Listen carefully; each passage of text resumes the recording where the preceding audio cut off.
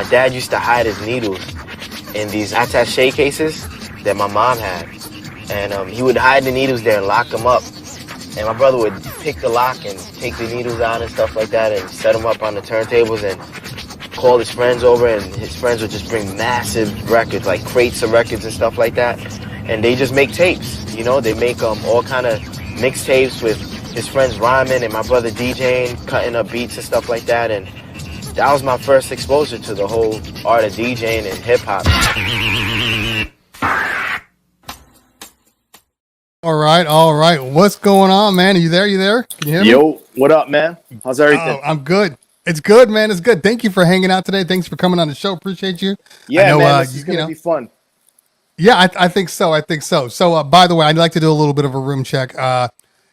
Everybody in the chat, make sure the volumes are good. I'm not too loud. He's not too loud. You know, let me know in the chat how we sound. But we'll keep talking, and if we need to make modifications, we'll make them on the side. By the way, original video rat, thank you for the sub. Appreciate you, man. Appreciate you. We got a lot of people in here already. They've been excited to see you, excited to hear from you. So like I said, it's a pleasure that you're on. Thank you so much. Appreciate you.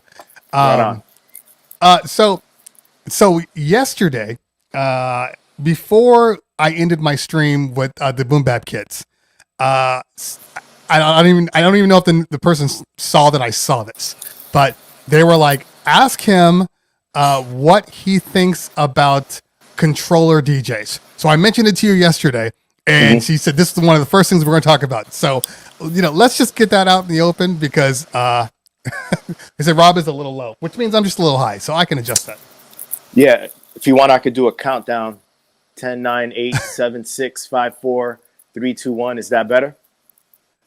Yeah, I think you're fine. I think I'm probably just a little too loud. So I had to adjust it yesterday.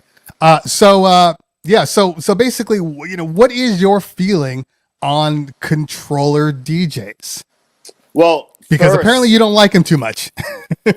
First, yeah, let's ask me the question the way it was presented to you, the way you asked me yesterday when we jumped on. Let's just be transparent. I think what he said was ask Rob Swift why he hates controller DJs. Exactly. That's the way it was asked. And shit, why not start with a controversial subject? Controllers. I'm just going to answer that question with an analogy, okay? So let's say we're in high school, all of us, everyone on Twitch, Cleveland Terry, Rob Swift, we're in the 12th grade, and we are all a part of a math club, right? And we bust our ass studying mathematics, understanding, solving equations, just by your own natural ability to think and process information and make sense of numbers, right? And let's say halfway through the semester, the school makes a new rule that to establish some sort of fairness amongst students that aren't in the math club, we're going to allow people, or students, I should say, with weaker exam scores to enter the math club with the calculator, right? So you have us, the students that have been busting their ass, learning the math, studying, and then you have them, the students that don't take the time to study, don't really care about math, but they just want to be a part of something. So they're handed calculators, and now they're in the math club. To me, it's not necessarily that I hate the calculator. It's that the student, the mindset behind the calculator is the problem. You think that you're a mathematician now because you could punch in numbers on a calculator and solve the same equations that you and I have been studying and busting our ass to understand for the whole stench in high school. You know what I mean? So to me, the calculator analogy is symbolic of what's going on now with regards to controllers. Controllers make the process of DJing very easy. And I feel that a lot of people that get controllers, they get gassed, to be honest with you. They get gassed and they assume this, I don't know, this feeling of, well, I'm a DJ now because I have a controller and have access to MP3s because I have a laptop. And technically I could play out anywhere. And there's so much more to DJing than pressing buttons, and you know, some controllers literally scratch for you. And to me, that just goes against the whole point of this art form. DJs like us make the impossible possible.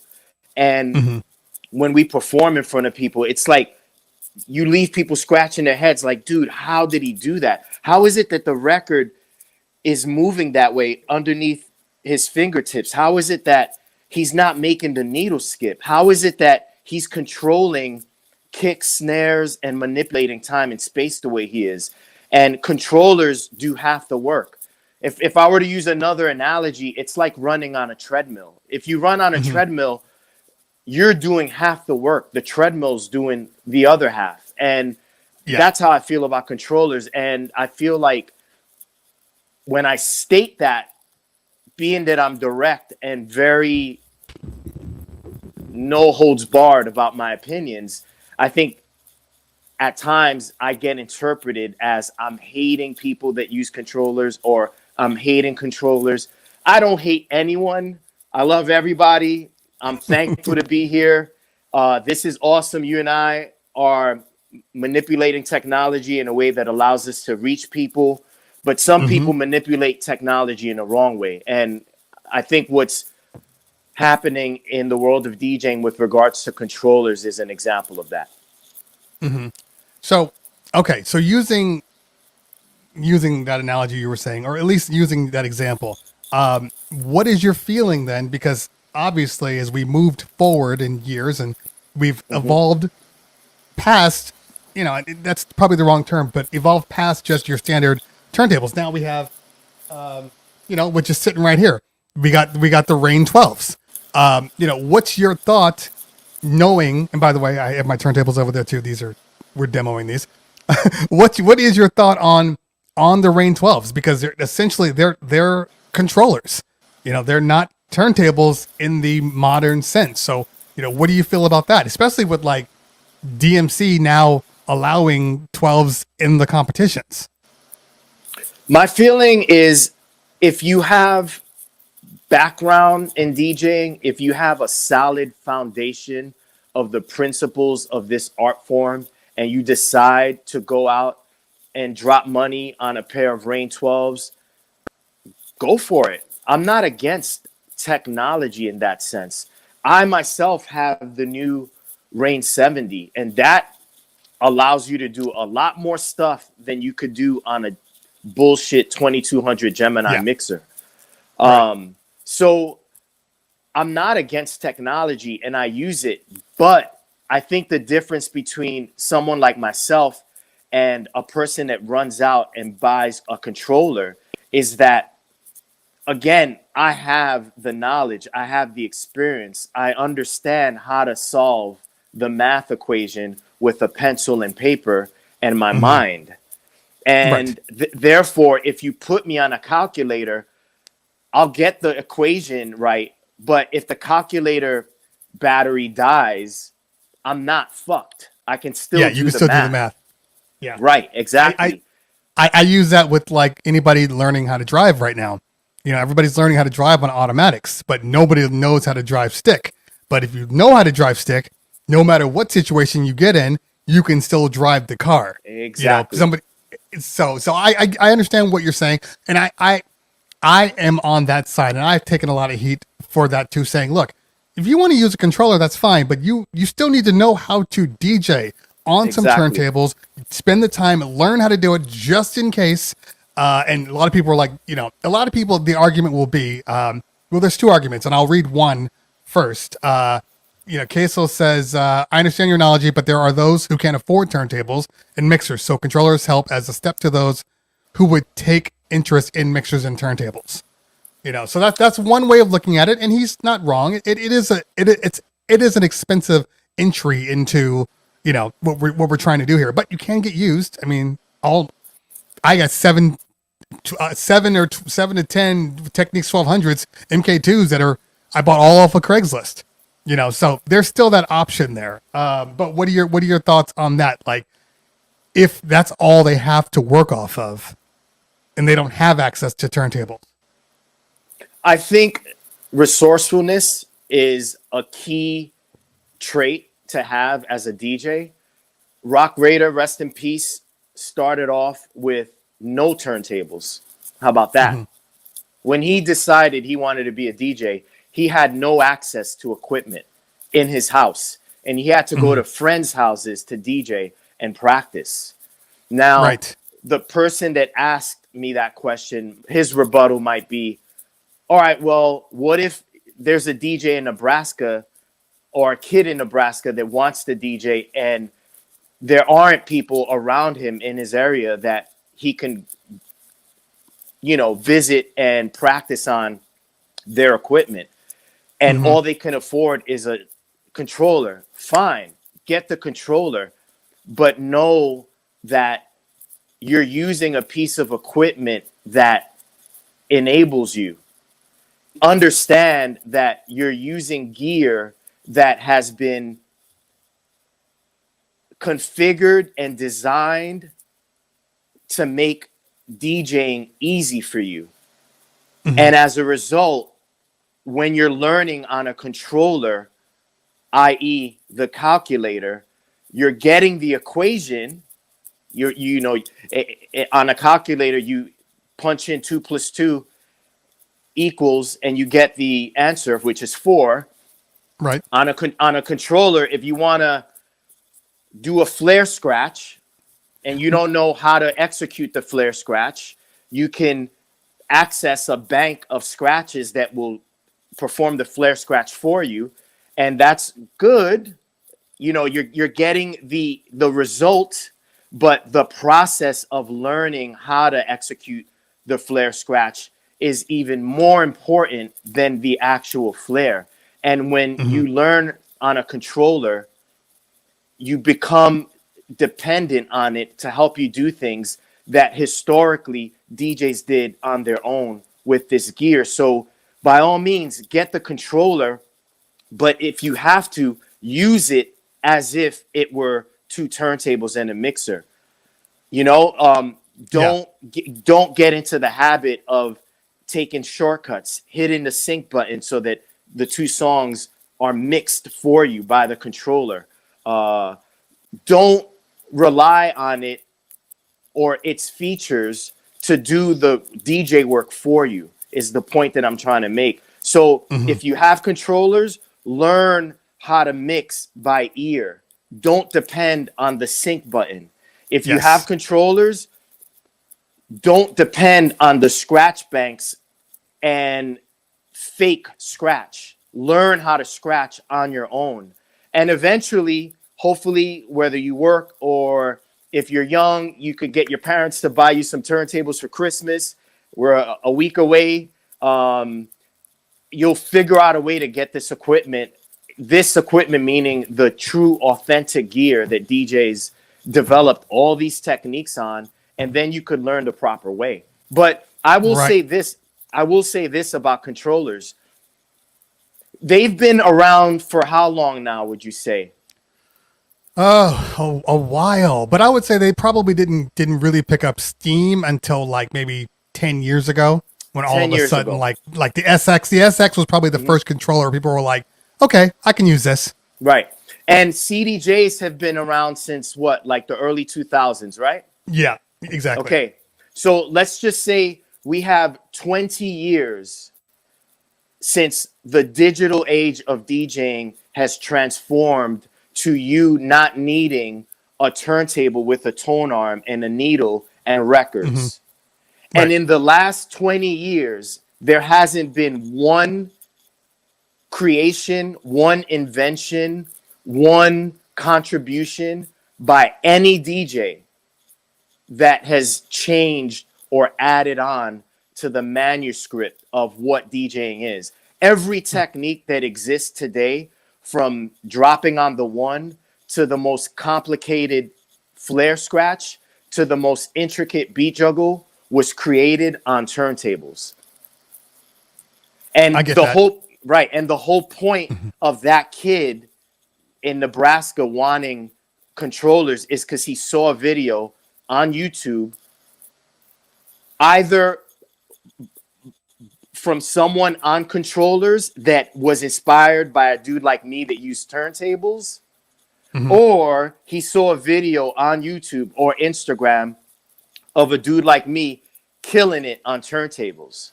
So again, like, if you're wanting to understand this art form and immerse yourself in the beauty of what DJing is, then it would make sense to get the equipment that this art form was built on, which are turntables, mixer, headphones, needles. So Yeah, there's a one of my peers on YouTube, Pre-owned Johnny, works for Pioneer. He likes to do the Jazzy Jeff rock, not Rock the Bells. Which one is it? I can't remember. I think it is Rock the Bells. His routine that he does, but he does it on controllers just to show people that it can be done. But he can also DJ on turntables, and because the people will see his controller video and be like, "Oh, look, I can just do all this stuff." And he's like, "Well, but you still need to know the fundamentals." And it's odd because, like, I have a Rain 72. I personally bought a Rain 70, with my own money, even though companies send me products all the time. And I got the Rain 70 before I got the 72 to demo. And what's interesting on the 72 is there's actually a pad effects that has backspin and there's cuts and all these things. And I'm going, why would they put this on a flagship DJ battle mixer when they know that nobody's going to use those things? You know what I mean? So it's like, it almost feels like the industry has to, like, appease the people that came from controllers, because a lot of the controllers gave them these benefits. So now they can't just say, we can't take it away, because they're going to be like, where's my thing? Where's the thing I always use? So it's kind of like this self-perpetuating issue, this error that keeps going back around, because they want to make sure they're giving the purchaser what they want, but they also want to push the envelope. And by the way, everybody out there, real quick, when he says scratch bank, he's not referring to the Serato scratch bank. He's referring to just like scratch effects. Right. Yeah. And two, like, look, I love what Serato has done for the DJ culture.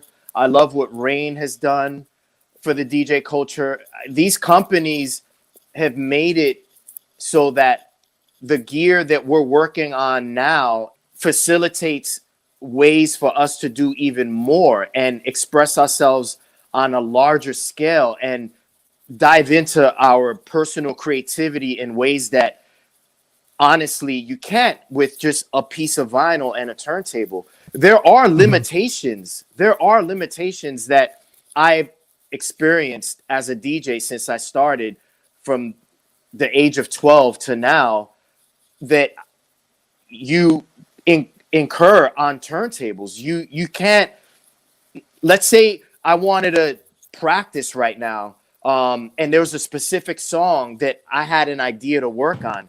If I don't have access to that song and I'm using vinyl, I gotta either order the records and wait a week or two for the records to arrive, or I gotta go on an excursion throughout the city to find a record. Now with Serato, I could download the MP3 from iTunes, have my friend send it to me that lives in Germany that has the MP3, and within seconds I have access to the song, and I use my control records and I use my Rain 70 with the USB connection to the laptop, and voila, I could get creative and post that video to Instagram or YouTube and have fun and share my creativity with people. Technology is amazing, and I'm the first one to appreciate and show love to these companies. But again, to bring it back full circle, I'll just end with this. It's about the mindset behind the technology that bothers me. So it's that person that says, I can afford turntables or I can afford a controller. I'm going to get the controller because it's easier to travel with. It's lighter. It'll fit in my little nook in my bedroom. Like, you know, you come up with these like shallow reasons as to why you want to get the controller. And shit, when I was coming up, you begged your parents to buy you turntables and the speakers and the amplifiers and the speaker wire and the records. And you had all this junk, all this cumbersome, clunky equipment and gear in your house. But you know what?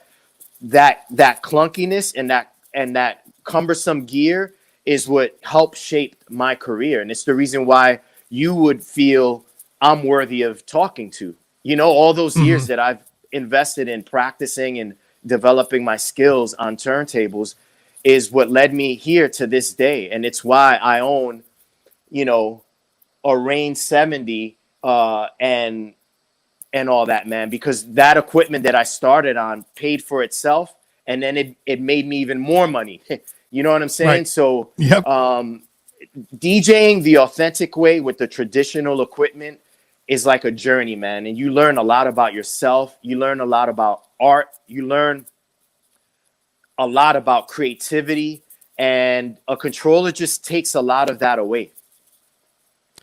I agree with you. And look, I joke because I'm on both fences, because obviously I own a mobile DJ company when we're not in quarantine. So, you know, I'm doing a whole bunch of events. I do have a controller that I bring to all of my events because it is easier. But I also know where I came from. And if I'm sitting in my house, I'm working with turntables and I'm not even thinking about it. You know, I have many controllers sitting in the house from people that sent me stuff. I'm like, no, I'm going to use turntables. That's what I love. So, but I think some people, sometimes it's not about it just being easy, but it just being what they're exposed to. You know, it's like one of those things where if everybody just knows they use controllers, they're not even thinking about turntables up until later. And then it's like, okay, I want to make that entry into turntables. Oh, I got to get all this stuff. I mean, look, I know you said you carry everything. Obviously, look at the arms. The arms are proof that you carry everything around.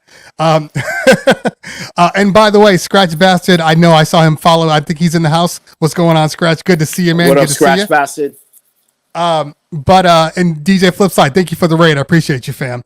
Out of Chicago. Okay. The other argument's going to be, a lot of people make this, and I've always thought it was an excuse. When people say, it doesn't matter the equipment you use, it doesn't matter, it's just how you rock the party. And in my mind, I've never thought that was ever in question. Like, rocking the party should happen no matter what you're using. But you can't use the whole, I don't want to deal with the turntables, I don't want to deal with all this stuff. I can rock the same crowd with my controller, so I'm just as good as any other DJ. You know, what do you say about that? I think that argument is made by people that want to avoid confronting the fact that people like myself, purists, don't have anything against rocking the party and playing the right music. I mean, at its core, that's what DJing is. Rocking for people. And I think that's a really,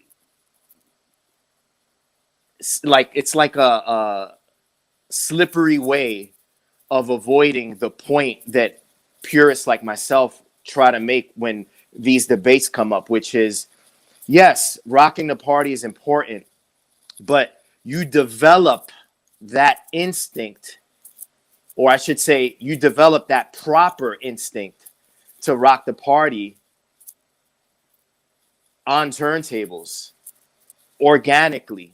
There's more to rocking a party than queuing up a song from your laptop, a top 40 song that you know is everyone's gonna rock to. You know, like, I've seen DJs like Jazzy J rock a party full of 20-something-year-old, you know, young adults that don't know the music he's playing, but they're rocking because he has a certain degree of instincts. Like he knows the frequencies that he needs to toy around with to capture the attention of people and control them and get them to move.